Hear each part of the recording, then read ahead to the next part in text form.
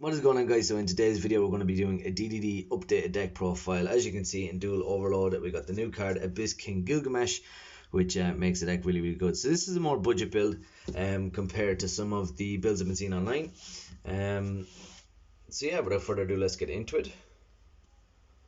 So the first card we're going to be running is 3 Abyss King Ragnarok. He's kind of your main boss monster in a way that like he all works around special summon. He's more of a defensive stuff. But if he's in the pendulum zone and a DDD monster is special summon from the graveyard, he can special summon, or a DDD monster is special summon, he can special summon another one from the graveyard. And then if he's normal or special summoned, you can target a DDD monster in the graveyard and special summon it. Yeah, that's pretty much. He also has an extra destruction effect, which is really nice. But he's one of your main go-to cards. He's just really good in general. One I'm running that a lot of people kind of run in the side deck more so is DDD Destiny King Zero Laplace. Is one of the manga cards, but basically what this one does is he can special summon himself by tributing a DDD monster, and if he attacks an opponent's monster he can double his attack. He becomes the attack of the opponent's monster and then doubles it, so if your opponent has 3000 attack monster, he's losing 6000, or he's becoming 6000 and losing 3000, so it's nice. And then in the pendulum zone, in the main phase, you can add a face-up DDD Pendulum monster from the extra deck to your hand. So that is it for him. Then we have DDD Chaos King Apocalypse. So what he can do is he can either in your hand destroy 2 spell or trap cards you control face up, and he can special summon himself, or in the pendulum zone you can banish 2 DD monsters from the graveyard and special summon them, which is really nice. Then I have 2 DD Savant Thomas.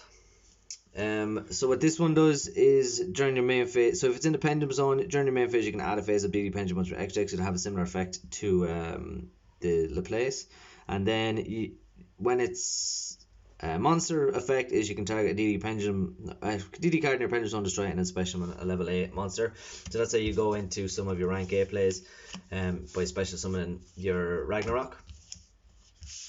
Then we have 3 Copernicus, just so we can send stuff to the graveyard. He is your main. Now he's a scale 1, which is nice as well, but if he's normal or special, you can send a DD or Dark Contract from your deck to the graveyard, which is really nice. And I'll show you some of the stuff we're going to be sending. Then we have DD Savant Kepler. So Kepler is he searches everything pretty much in the deck. Basically he searches a Dark Contract card when he's normal summoned, and your Dark Contract searches any of your DDD monsters. So that's what he's used for. Then we have 1 DD Typhoon. So this card, I obviously have a German one, but in this card's effect is if he's normal summoned, you contribute a DD monster and special summon a level 7. So you could actually special summon the King Apocalypse, or if he's in the graveyard, which is what we're going to be sending with Copernicus, he can banish himself and then fusion summon in the graveyard using himself as a fusion material, which is really nice. So he has kind of the same effect as the Necro Slime, which I'll go over now in a sec. But yeah, it's a good card. Then we have the 1 DD Ghost. So what this does is just helps you send stuff to the graveyard, and it's also a level 2 tuner. Then we have 3 Lamia. So the way Lamia works is it can special summon itself from the graveyard. So if this card is in your hand or graveyard, you can send a DD or Dark Contract card from your hand or face up on the field to the graveyard except itself, and then special summon the card, banish it when it leaves the field. So you can actually do lots of different things where you keep using Genghis to bring it back, and there's loads of different combos. I'm sure you've seen a lot of the combos online, but it's kind of a staple.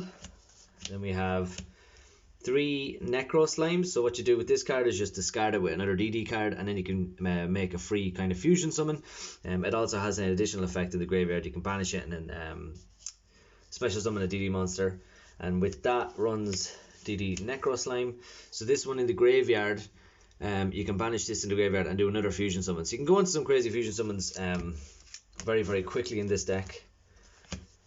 So for the hand traps, I'm running 2 Ash Blossom. It just seems fine running 2 Ash Blossom. There's no real need to run anymore. You can run 3. I'm sure you can take out some stuff for that if you wish, but just stops your opponent from drawing stuff. Then we have 3 Dark Contract with the Gate, which basically searches everything. Now, all the face-up Dark Contract cards deal 1000 damage at the standby phase, but this one is just during your main phase, you can add a DD monster from your deck to your hand, which is nice, easy and simple. The next, because we're running all darks, we're running 3 Allure of Darkness. Let's just draw cards. For your opponent's hand traps, we're running 3 Call by the Grave, just to banish them and get rid of those pesky hand traps. Then we're running the 1 Dark Contract with the Swamp King. So this is searchable, and it's basically a fusion summon once per turn. The 1 Foolish Burial to do things like that, to get rid of Typhoon, or to get rid of Necro Slime for a free fusion summon. Like this, just you put this down mid-game, Necro Slime, fusion summon, banish and stuff. Or Typhoon is the same thing, so it's just a nice extra card.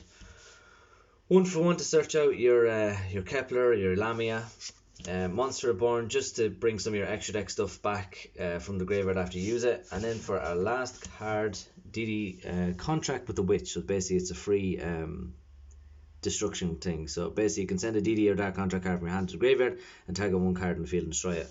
And then once per turn, during the standby phase, you lose 1,000. So that is it for the main deck. Let's get into the extra deck.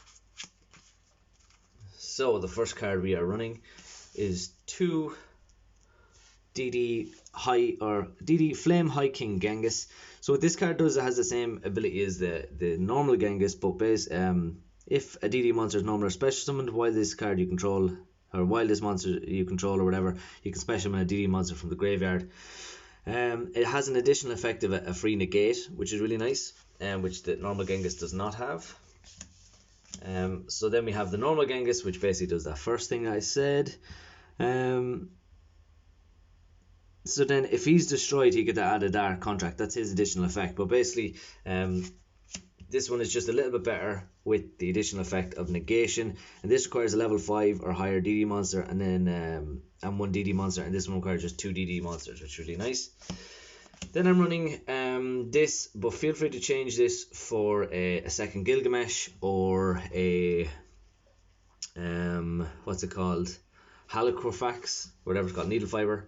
But basically what this card does is, when an attack is declared involving this card, you can target 1 other DD or Dark Contract card you control, return it to the hand, and if you do, equip 1 face-up monster your opponent controls to this card, except the battling monster. This card gains attack equal to the combined attack. So it's good if your opponent has a couple of monsters. It's a 3200 beat stick, which is really nice. So yeah.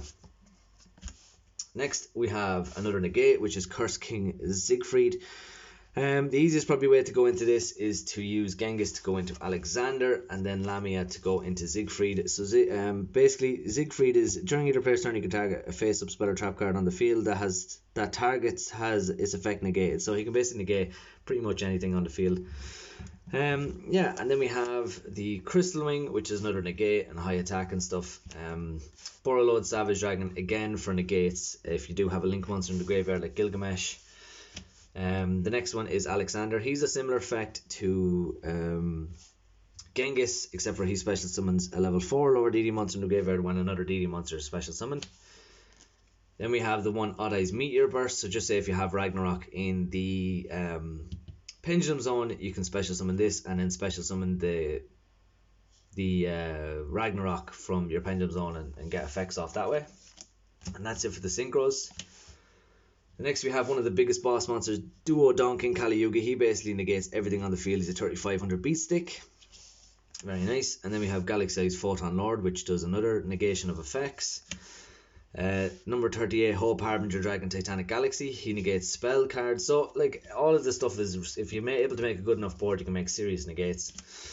Then we have the new card, DDD Abyss King Gilgamesh. So what he does is basically puts from your deck 2 pendulum monsters into the pendulum zones, so you can search out anything.